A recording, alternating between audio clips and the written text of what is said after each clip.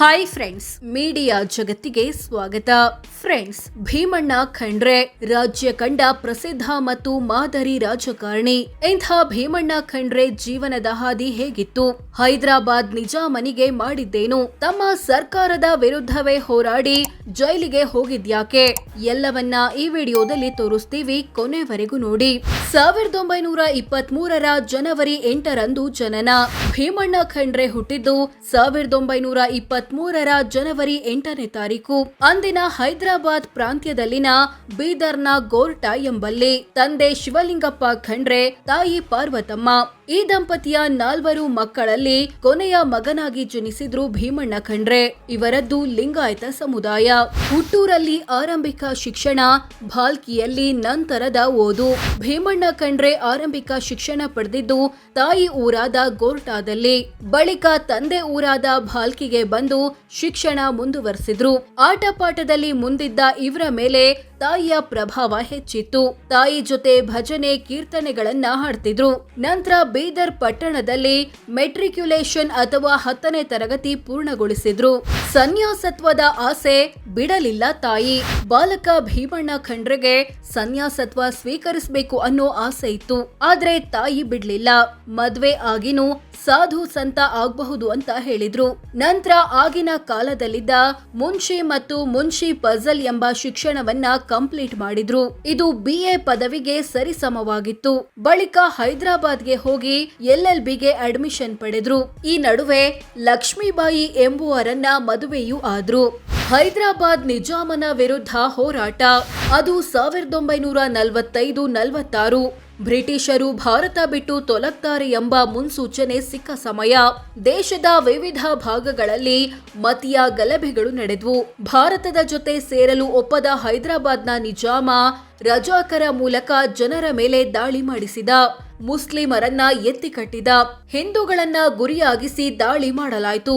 ಇದನ್ನ ಖಂಡಿಸಿ ಹೈದರಾಬಾದ್ ನಿಜಾಮನ ವಿರುದ್ಧ ಆಂದೋಲನ ನಡೆಯಿತು.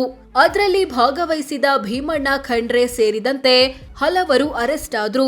ಕೊನೆಗೆ ಮಿಲಿಟರಿ ಆಪರೇಷನ್ ನಡೆಸಿದ ಭಾರತೀಯ ಸೇನೆ ಹೈದರಾಬಾದ್ ಅನ್ನ ದೇಶಕ್ಕೆ ಸೇರಿಸಿಕೊಳ್ತು. ಇದರ ಬೆನ್ನಲ್ಲೇ ಮುಸ್ಲಿಮರನ್ನ ಗುರಿಯಾಗಿಸಿ ಅಲ್ಲಲ್ಲಿ ದಾಳಿಗಳು ನಡೆದವು.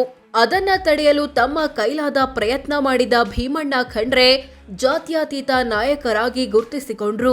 ಜೊತೆಗೆ ರೈತರ ಮೇಲೆ ಹಾಕ್ತಿದ್ದ ನಾನಾ ರೀತಿಯ ತೆರಿಗೆಗಳ ವಿರುದ್ಧ ಹೋರಾಡಿ ರೈತ ನಾಯಕರೆನಿಸಿಕೊಂಡ್ರು. 1952ರಲ್ಲಿ ರಾಜಕೀಯ ಪ್ರವೇಶ, ಪುರಸಭೆ ಎಲೆಕ್ಷನ್ನಲ್ಲಿ ಜಯ. 1949ರಲ್ಲಿ ಹೈದರಾಬಾದ್ನ ಉಸ್ಮಾನಿಯಾ ಯೂನಿವರ್ಸಿಟಿಯಿಂದ LLB ಪದವಿ ಪಡೆದ ಭೀಮಣ್ಣ ಖಂಡ್ರೆ ಬೀದರ್ನಲ್ಲಿ ವಕೀಲ ವೃತ್ತಿ ಆರಂಭಿಸಿದ್ರು. ನಂತರ 1952ರಲ್ಲಿ PSP ಅಥವಾ ಪ್ರಜಾ ಸೋಷಿಯಲಿಸ್ಟ್ ಪಕ್ಷವನ್ನ ಸೇರುವ ಮೂಲಕ ರಾಜಕೀಯಕ್ಕೆ ಎಂಟ್ರಿ ಕೊಟ್ರು.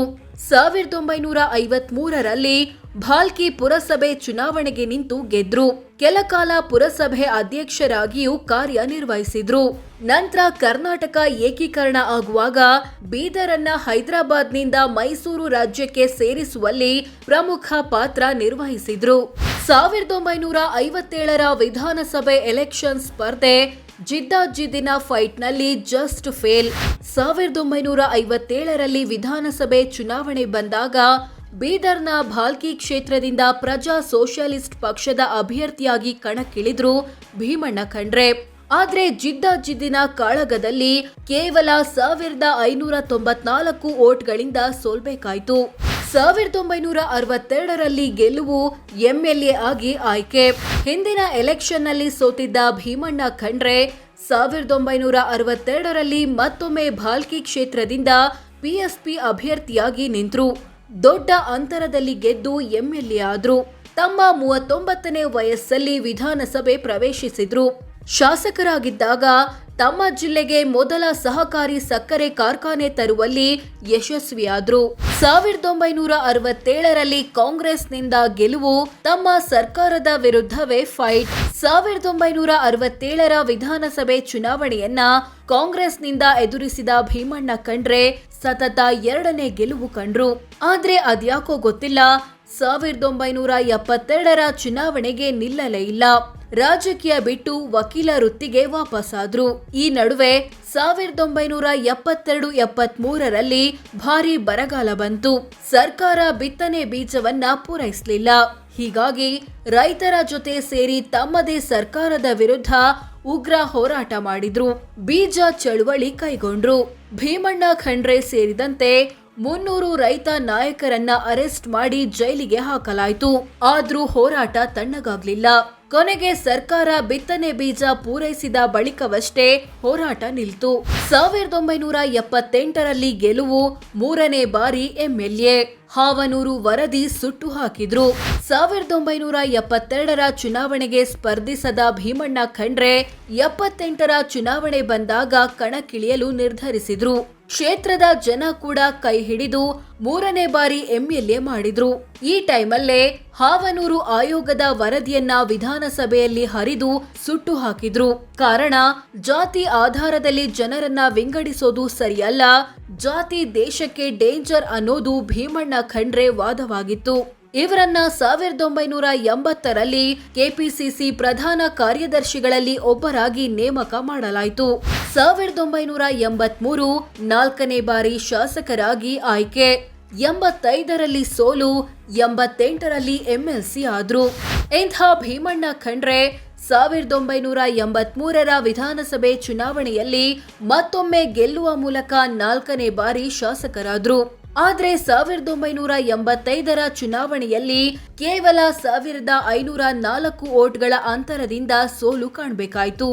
ನಂತರ 1988ರಲ್ಲಿ ವಿಧಾನ ಪರಿಷತ್ ಚುನಾವಣೆಗೆ ಸ್ಪರ್ಧಿಸಿ ಗೆದ್ದು ಎಂಎಲ್ಸಿ ಆದ್ರು. ಭಾಲ್ಕಿ ವಿಧಾನಸಭಾ ಕ್ಷೇತ್ರ ಹಿರಿಮಗ ವಿಜಯ್ ಕುಮಾರ್ ಖಂಡ್ರೆ ತೆಕ್ಕೆಗೆ ಹೋಯಿತು. 1992 ಮೊಯ್ಲಿ ಸರ್ಕಾರದಲ್ಲಿ ಮಂತ್ರಿ. 1994ರಲ್ಲಿ 2ನೇ ಬಾರಿ ಎಂಎಲ್ಸಿ ಆಗಿ ಆಯ್ಕೆ. 1992ರಲ್ಲಿ ವೀರಪ್ಪ ಮೊಯ್ಲಿ ಸಿಎಂ ಆದಾಗ ಭೀಮಣ್ಣ ಖಂಡ್ರೆಯನ್ನ ಸಾರಿಗೆ ಸಚಿವರನ್ನಾಗಿ ಮಾಡಲಾಯಿತು. 2.5 ವರ್ಷ ಈ ಹುದ್ದೆಯಲ್ಲಿದ್ರು.